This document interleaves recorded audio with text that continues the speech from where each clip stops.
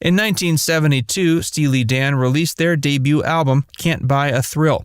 Among its tracks was a song called Only a Fool Would Say That, a direct response to John Lennon's Imagine and his ongoing peace activism.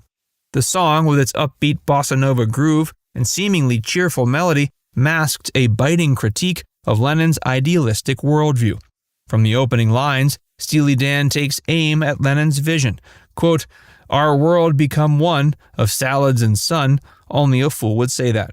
The song paints a picture of Lennon as an out-of-touch celebrity, contrasting his lofty ideals with the harsh realities faced by ordinary people.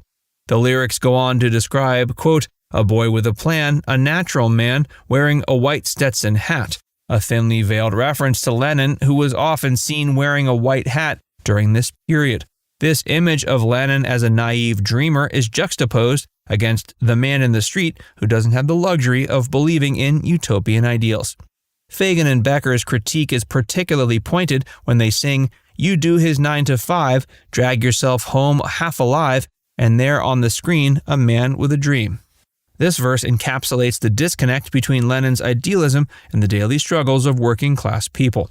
The song's message is clear. Lennon's call to imagine no possessions rings hollow to those who have little to begin with. Steely Dan suggests that it's easy for a wealthy rock star to preach about abandoning materialism. But for those struggling to get by, such ideas are at best unrealistic and at worst insulting.